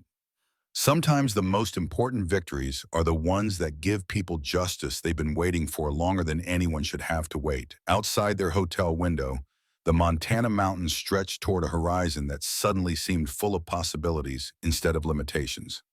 Matthew Reynolds, who had started this journey as a desperate father with 97 and an eviction notice, now sat at the center of a story that would ensure environmental justice for communities that had been waiting over a century for someone to care enough to seek the truth. But most importantly, he sat beside a son who had learned that sometimes the greatest treasures weren't gold or jewels, but the courage to do what was right, even when powerful people tried to stop you. The next morning, federal agents executed simultaneous search warrants on Harrison Industries headquarters, 3 processing facilities, and Edward Harrison's private residence. The evidence they uncovered corroborated everything in Victoria's documents. A century of environmental violations, covered up through political influence, legal intimidation, and careful record falsification. What they hadn't expected to find were current violations, active dumping operations in 3 Montana counties, contaminating groundwater that served rural communities with chemicals linked to childhood leukemia and reproductive disorders. For Agent Hawkins and her team, these weren't historical footnotes, but ongoing crimes that could be prosecuted under current environmental laws. When the news of these discoveries hit the media, what had been a compelling historical mystery transformed into a present-day scandal of immense proportions. Harrison Industries' stock plummeted. Politicians who had accepted campaign contributions from the Harrison family suddenly found themselves facing uncomfortable questions about their oversight of environmental regulations. Community groups in affected areas began organizing to demand health studies and remediation efforts. Through it all, Matthew and Ethan found themselves thrust into a spotlight neither had sought. News vans parked outside Rachel's house, where they had temporarily relocated for safety. Interview requests poured in from national news programs, documentary filmmakers, and book publishers. Offers from Hollywood producers to buy their story rights arrived daily. Marcus reviewed each proposal with growing amazement. "You understand what's happening here, right? This is going to be one of the biggest environmental justice cases in American history. Everyone wants to be part of it." Matthew felt overwhelmed by the attention, but Ethan seemed to navigate it with the same straightforward clarity he brought to everything. When a particularly aggressive reporter cornered them outside the federal building, demanding to know how much money they expected to make from their discovery, Ethan's response silenced the entire press corps. "The treasure isn't ours," he said simply. "It belongs to the people who got sick because of the bad water. Victoria wanted to help them, and now we're helping her do that. That's how you make old wrongs right." The quote ran in newspapers across the country the next day, often juxtaposed with Harrison Industries' stock price in freefall and images of EPA teams in hazmat suits collecting water samples from rural communities. 3 weeks after their initial discovery, Matthew stood beside Agent Hawkins as a team of federal investigators carefully extracted the entire treasure vault from the train car for transport to a secure facility where each item could be cataloged, authenticated, and properly preserved. The sight of the ornate wooden panel being lifted from its century-old resting place brought a lump to his throat. This simple piece of craftsmanship had concealed both wealth and truth, waiting patiently for someone to find it. "This is how justice works sometimes," Agent Hawkins said as they watched the careful preservation process. "It takes generations. Victoria Harrison couldn't achieve it in her lifetime. Your father couldn't either. But he passed something to you, that map, that curiosity, that sense of what matters, and you passed it to your son. And together you completed what they started." Matthew thought about his father's photograph and the cryptic note on the back, the ribbon between the worlds. He understood now what his father had meant. That trail wasn't just a path through the mountains, but a connection between past and present, between injustice and accountability, between what was broken and what could be healed. The preliminary hearing for the federal case against Harrison Industries took place in a packed courtroom in Helena. Matthew sat in the front row with Ethan beside him, both wearing suits borrowed from a local charity that helped job seekers dress for interviews. Behind them sat row upon row of people from communities affected by Harrison's environmental violations, ranchers whose cattle had miscarried for decades, mothers whose children had battled rare cancers, families who had watched their property values collapse when contamination was discovered in their wells. Edward Harrison entered, flanked by a team of attorneys, his silver hair now streaked with more gray than when Matthew had first met him at the Petroleum Club. Their eyes met briefly across the courtroom, and Matthew was surprised to see not defiance but resignation in the older man's face. The weight of a century of family secrets had finally become too heavy to bear. The federal prosecutor's opening statement laid out the case in stark terms: generations of deliberate pollution, coordinated cover-ups, falsified environmental reports, intimidation of whistleblowers, and calculated deception of regulators. But the most damning evidence came from Edward Harrison himself, who had agreed to testify against his own company in exchange for limited immunity. "Victoria was right all along," Edward admitted from the witness stand, his voice carrying through the silent courtroom. "My great-grandfather knew what he was doing to those communities. So did my grandfather and my father. And yes, so did I. We told ourselves it was the cost of doing business, that jobs and economic development outweighed the harm. We were wrong. We've been wrong for more than 100 years. As Edward detailed specific instances of contamination and the company's efforts to hide them, Matthew watched Ethan listening with complete focus, taking notes in the same notebook where he had first drawn the hidden train cars. This was education no school could provide, witnessing the slow, grinding work of holding power accountable, of transforming ancient wrongs into present justice. Outside the courthouse, a reporter thrust a microphone toward Matthew. How does it feel to be responsible for bringing down one of Montana's most powerful families? Matthew shook his head. We didn't bring anyone down. The Harrisons did that to themselves, a little more each time they chose profit over people's health. Ethan and I just found evidence they thought was safely buried. The real heroes are Victoria Harrison and James Morrison, who risked everything to preserve that evidence, and their descendants who kept it safe for generations. The reporter looked disappointed with this modest answer, clearly hoping for something more dramatic. But Matthew had learned that true heroism rarely announced itself with grand gestures or stirring speeches. It lived in the quiet persistence of people who did the right thing day after day, even when no one was watching, even when it seemed to make no difference. That kind of quiet heroism had preserved Victoria's evidence for a century. It had guided James Morrison's descendants to maintain the cache through 4 generations. It had led Matthew's father to map the forgotten trail and pass that knowledge to his son. And it had given an 8-year-old boy the wisdom to see that mismatched floorboards might hide something important. As the federal case progressed through preliminary hearings toward trial, Matthew found himself facing a different kind of challenge, rebuilding a life for himself and Ethan. Their small apartment had been rented to someone else after their eviction notice expired. Most of their possessions had been placed in storage, with fees accumulating that Matthew couldn't pay. And despite the potential future value of Victoria's treasure, their immediate financial situation remained precarious. Rachel Chen offered a temporary solution, inviting them to stay in her guest room until they found permanent housing. What began as a short-term arrangement gradually evolved into something more complex as Matthew and Rachel discovered shared values beyond their interest in history, a commitment to truth-telling, a stubborn perseverance in the face of powerful opposition, and a belief that ordinary people could change systems that seemed immovable. Ethan and Emma became inseparable, creating elaborate games based on their shared adventure and transforming Rachel's backyard into an imaginary wilderness filled with hidden treasures and secret messages. Their easy friendship created a foundation for the adults to build something more tentative but equally meaningful. You know what Ethan asked me yesterday? Rachel said one evening as they sat on her porch watching the children play. He wanted to know if I knew how to fix a bicycle because you're really good at finding treasure but not so good at fixing things. Matthew laughed, feeling the tension of the day's court proceedings dissolve. He's not wrong. That broken bike has been following us for months. I told him I'm pretty handy with basic repairs. My dad owned a bike shop in San Francisco when I was growing up. I could take a look at it this weekend. The offer was simple, practical, but it carried more significance than either of them acknowledged out loud.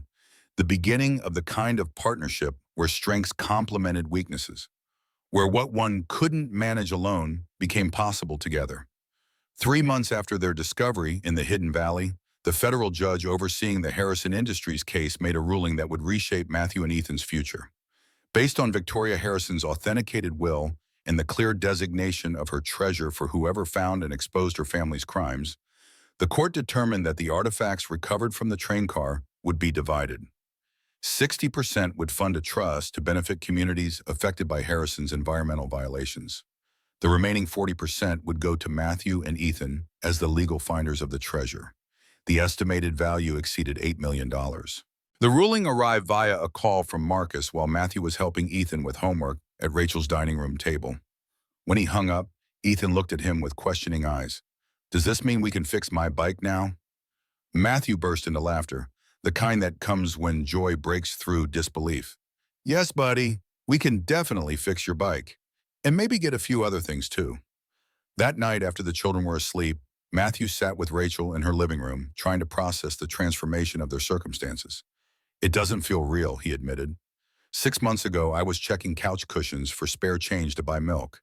Now I'm trying to figure out how to manage millions of dollars. Rachel squeezed his hand. You won't have to figure it out alone. Between Marcus, Agent Hawkins, and the financial advisors the court will appoint, you'll have plenty of help. That's not what I meant, Matthew said, finding the courage to speak what had been growing between them. I meant that I'm trying to figure out what kind of life I want to build now.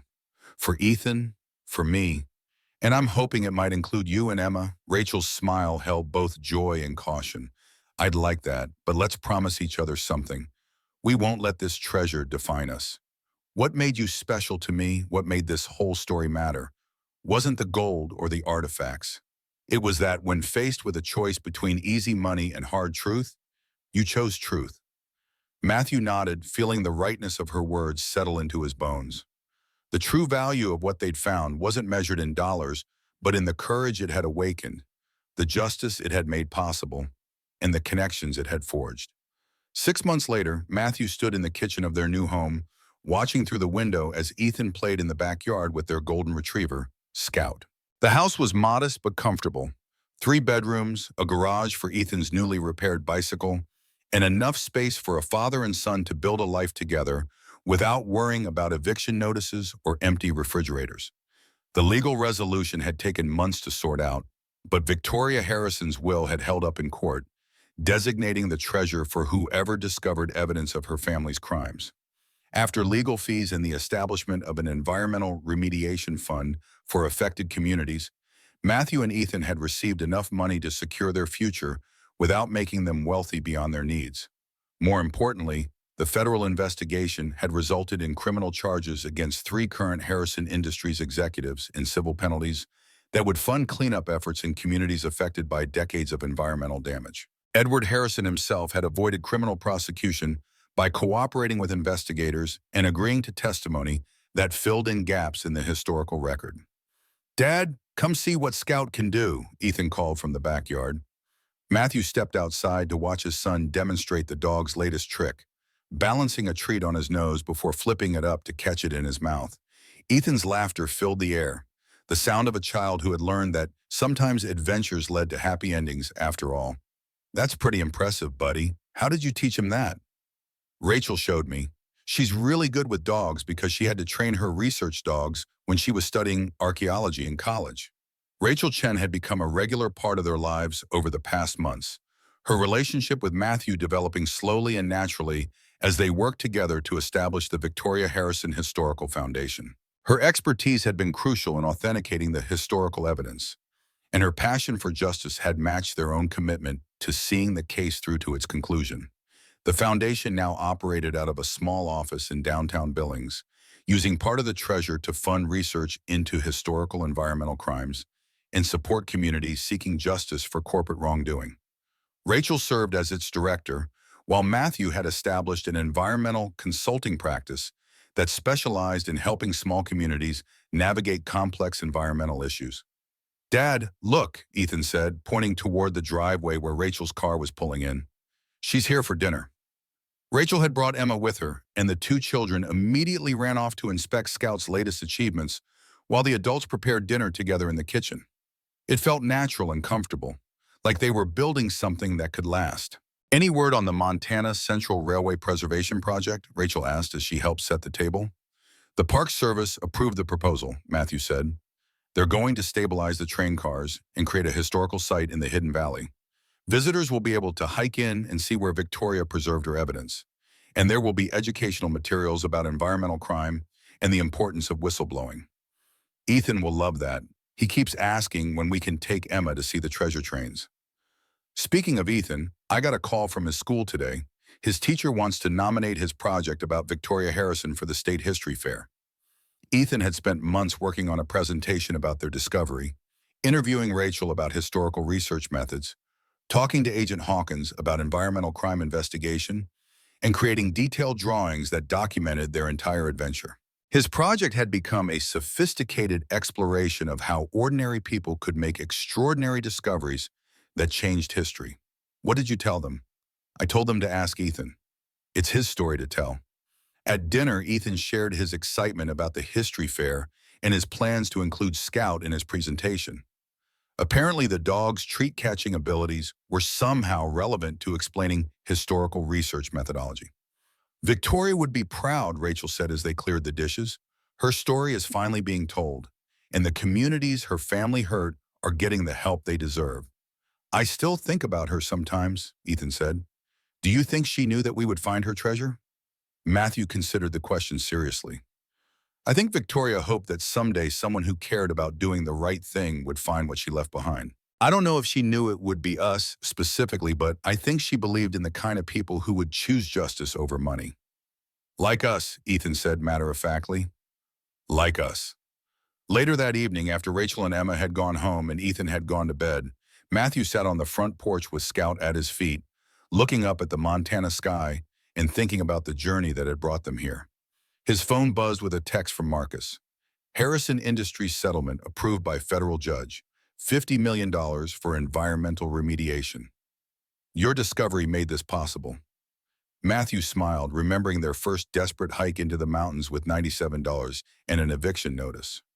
Ethan's sharp eyes and curious mind had started everything, but it had been their combined courage to do the right thing that had turned a simple treasure hunt into a victory for environmental justice. In his pocket, he carried a new compass, not an antique mystery like his father's, but a modern instrument that he'd bought for Ethan's upcoming birthday.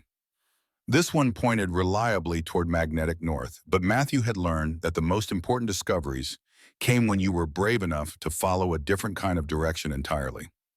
Scout lifted his head as Ethan appeared in the doorway, apparently unable to sleep. Dad, can we go hiking this weekend? I want to show Rachel and Emma the place where we first saw the train tracks. Sure, buddy, but this time we'll stick to the marked trails. Ethan grinned. Unless we find something interesting off the trail, right? Matthew laughed, realizing that their adventure had taught Ethan something valuable about staying curious and being brave enough to explore when something seemed worth investigating. Unless we find something interesting, he agreed. The trial of Harrison Industries executives began in federal court on a crisp autumn morning, almost exactly 1 year after Matthew and Ethan had first discovered the hidden train cars. They attended the opening day, sitting beside Rachel and James Morrison III, as the prosecution outlined decades of deliberate environmental contamination. For Matthew, the courtroom proceedings represented the culmination of their unlikely journey, the moment when Victoria Harrison's century-old evidence would finally bring accountability to the family that had tried to silence her. But for Ethan, the true victory had already been achieved in the communities now receiving medical monitoring, water treatment systems, and environmental remediation funded by the Harrison settlement. On their drive home from the courthouse, they stopped at a roadside diner where the local news played on a television mounted above the counter.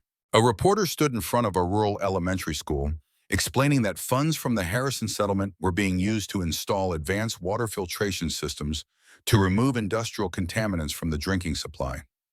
That's where the money should go, Ethan said between bites of his hamburger, to fix what they broke. Matthew nodded, proud of his son's instinctive understanding of justice. The money in their trust fund had secured their future, a home, education for Ethan, and the freedom for Matthew to build his environmental consulting practice. But the greater portion of Victoria's treasure was accomplishing exactly what she had intended, helping families affected by her own family's wrongdoing. The following weekend, Matthew kept his promise to take Ethan, Rachel, and Emma to see the place where their adventure had begun. The trail felt different now, officially marked with signs designating it as part of the Victoria Harrison Historical Trail, maintained by park rangers, and featuring educational plaques about Montana's mining history and environmental legacy. They hiked as a family unit, the children running ahead with Scout while the adults followed at a more measured pace. When they reached the ridge overlooking the hidden valley, they found a new observation platform with a telescope allowing visitors to view the train cars, now partially restored and protected as a historical landmark. Park rangers lead guided tours to the site 3 times a week, Rachel explained as Ethan showed Emma how to use the telescope. They've already had school groups from across the state. One of the cars has been turned into a small museum about whistleblowing and environmental justice. Do they tell Victoria's whole story? Matthew asked. Rachel nodded. Everything. How she discovered her father's illegal dumping, how she collected evidence, how she planned her escape with James Morrison, and how they faked their deaths and lived out their lives in Oregon while maintaining the evidence cache. The museum even has a special exhibit about generational justice, how it took over a century for the truth to emerge. Standing there with Rachel beside him, watching their children share the discovery that had changed all their lives, Matthew felt a profound sense of completion, not just for himself, but for the generations of people who had kept Victoria's truth alive until the moment was right for it to emerge. The establishment of the Victoria Harrison Historical Foundation gave formal structure to their ongoing mission. With offices in a renovated historic building in downtown Billings, the foundation used its portion of the treasure to fund research into environmental justice issues, support whistleblowers facing retaliation, and provide legal assistance to communities battling corporate pollution. Rachel's leadership transformed the foundation into a respected resource for historians, environmentalists, and community activists across the Northwest. Matthew served on its board while building his own consulting practice, helping small towns develop environmental monitoring programs and navigate the complex regulatory landscape of pollution remediation. Their partnership flourished in both personal and professional dimensions, their complementary skills creating something neither could have achieved alone. Where Matthew brought practical engineering knowledge and firsthand experience as a whistleblower, Rachel contributed historical perspective and academic rigor. Together, they built an organization that honored Victoria's legacy while addressing contemporary environmental challenges. 6 months after the foundation's establishment, they received an unexpected visitor. Edward Harrison, considerably aged by the stress of the trial and public exposure, but carrying himself with the dignity of someone who had finally chosen truth over family loyalty. "I've come to make a personal donation," he told Matthew and Rachel in the foundation's conference room. "Not money, you have enough of that, but information." He placed a leather portfolio on the table between them. These are private family documents going back to 1890. Letters, photographs, business records that weren't in Victoria's cache. They document not just what my family did wrong, but why. The rationalizations, the moments of doubt, the choices that seemed small at the time, but accumulated into something monstrous. Matthew opened the portfolio cautiously, finding brittle correspondence between Thomas Harrison and his business partners, discussing their knowledge of contamination as early as 1895. "Why are you giving us this?" Edward's shoulders slumped slightly, the defensive posture of their first meeting completely absent. "Because history needs the whole story, not just the crimes, but the thinking that enabled them. My family convinced themselves that progress required sacrifice, that a few contaminated wells were the price of prosperity. That belief passed from father to son for generations, becoming more entrenched with each repetition. I want people to understand how good people can commit terrible acts when they stop questioning inherited wisdom." His honesty surprised Matthew, who had expected bitterness rather than reflection. "Your testimony was crucial to the case. You could have fought harder, claimed ignorance." Edward shook his head. "Victoria was braver at 24 than I've been in my entire life.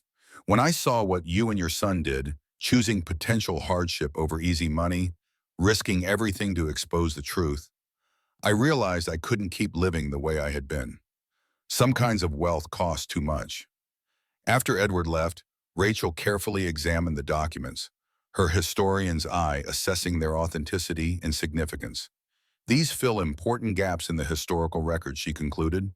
"They show the gradual normalization of environmental crime, how each generation found it easier to continue the family practices than to question them." "That's the real lesson, isn't it?" Matthew said. "Not just that corporations pollute, but how entire systems make it easier to continue causing harm than to stop and make amends." The State History Fair was held in Helena on a brilliant spring day, with Ethan's project prominently displayed in the junior division. His presentation, "The Ribbon Between Worlds: How a Century-Old Secret Changed Montana," combined historical documentation, personal narrative, and a compelling exploration of environmental justice. The judges were particularly impressed by his original drawings documenting the discovery, from the hidden valley to the train cars to the secret vault beneath the floorboards. But what ultimately won him first place was his explanation of the project's title, taken from the note on the back of Matthew's father's photograph. "The ribbon between worlds isn't just a trail," Ethan explained to the judges. "It's how the past connects to the present. Victoria couldn't fix the problems in her time, but she created a way for people in the future to finish what she started. That's how justice sometimes works, like a relay race where you carry the truth as far as you can, then pass it to the next person. His insight, sophisticated beyond his 9 years, captured the essence of their experience. The way seemingly disconnected lives had formed a chain stretching across generations, each person doing what they could until the final pieces fell into place. When Ethan returned to their table carrying his blue ribbon and a certificate for a college scholarship, Matthew felt a surge of pride that transcended the competition. His son had not only experienced an extraordinary adventure, but had extracted meaningful lessons from it, developing wisdom that many adults never achieved. This summer, Ethan announced on the drive home, "I want to explore some of the other old railway lines on Mrs. Jenkins' map. There might be more hidden places nobody's found yet." Rachel laughed from the passenger seat. "I think one major historical discovery is enough for a while. Let's give other families a chance." But Ethan's eagerness to explore reflected something essential about human nature: the drive to uncover what's hidden, to solve mysteries, to find connections between past and present. It was the same curiosity that had led Victoria to investigate her father's business practices, that had guided James Morrison to maintain the evidence cache, that had inspired Matthew's father to map forgotten trails, and that had drawn Matthew and Ethan into the mountains on that fateful day. The wedding took place in the Hidden Valley a year and a half after their discovery, a small ceremony with just family and close friends gathered near the restored train cars. Agent Hawkins attended, as did Marcus, Mrs. Jenkins, and James Morrison III with his family. Edward Harrison had been invited but declined, sending instead a letter expressing his good wishes and a family heirloom, a silver pendant that had belonged to Victoria, as a wedding gift to Rachel.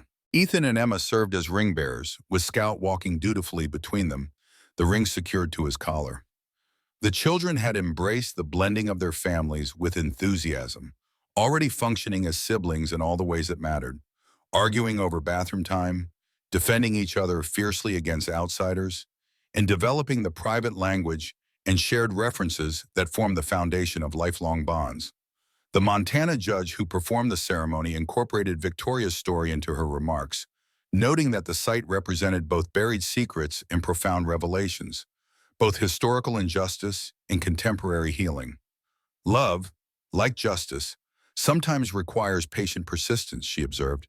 It asks us to believe that what seems impossible today might become reality tomorrow, if we're brave enough to do the work. As Matthew and Rachel exchanged vows beneath the cottonwood trees where they had first examined Victoria's treasure, Matthew felt the convergence of multiple stories: Victoria and James's thwarted love, his own failed marriage, an unexpected second chance, and Ethan's journey from a child worried about eviction to a boy with a secure home and expanded family. The Hidden Valley had transformed all their lives, not through the monetary value of its treasure, but through the truth it had preserved and the connections it had forged. The reception was held in a meadow near the spring, with tables arranged beneath white canopies and children running with Scout through wildflowers that bloomed in profusion, similar to what Matthew and Ethan had seen on their first visit. As evening approached, lanterns were lit, casting a warm glow over the gathering. During a quiet moment, Matthew found Ethan sitting on a fallen log at the edge of the celebration, looking thoughtfully at the train cars glowing in the last light of sunset. "Everything okay, buddy?" Ethan nodded, making room for his father. "Do you think we would have found the treasure if we weren't about to lose our apartment?" The question caught Matthew off guard with its perceptiveness. "I don't know. Maybe we wouldn't have been desperate enough to follow Grandpa's old map into the mountains. So something bad led to something good," Ethan concluded. Like Victoria getting threatened by her family led to her hiding the evidence that helped people 100 years later. Matthew put his arm around his son's shoulders, struck by the maturity of his thinking. That's a profound observation. Sometimes the hardest moments in our lives push us toward discoveries we wouldn't have made otherwise. Ethan leaned against him, comfortable in the physical affection that had always characterized their relationship, even during the most difficult times. "I'm glad we were broke," he said simply. "Being rich wouldn't have been as good an adventure." From the mouth of children came wisdom that adults often struggled to grasp. That adversity could be a doorway to discovery. That difficulty could forge character stronger than comfort ever could. and that the greatest adventures rarely began from places of security and ease. As the reception continued into evening, James Morrison III raised a toast to Victoria and to the improbable chain of events that had finally brought her story to light. My family kept faith with Victoria's mission for 4 generations, he said, raising his glass. We maintained the evidence, added to it when we could, and waited for the right moment, for the right people, to bring it all to light. I'd almost given up hope that it would happen in my lifetime. Then a desperate father and his observant son followed an old map into the mountains, and everything changed. The guests raised their glasses in response, celebrating not just the wedding but the larger story of persistence, courage, and eventual justice that had brought them all together in this hidden valley. Above them, the Montana stars shone with the same light that had guided Victoria Harrison and James Morrison through their own journey toward justice over a century earlier. Some stories, Matthew reflected, took generations to reach their proper endings, but they were worth the wait when they finally brought truth to light and healing to those who had suffered in darkness. Their treasure hunt was complete, but their real adventure, building a life based on courage, curiosity, and commitment to doing what was right, was just beginning.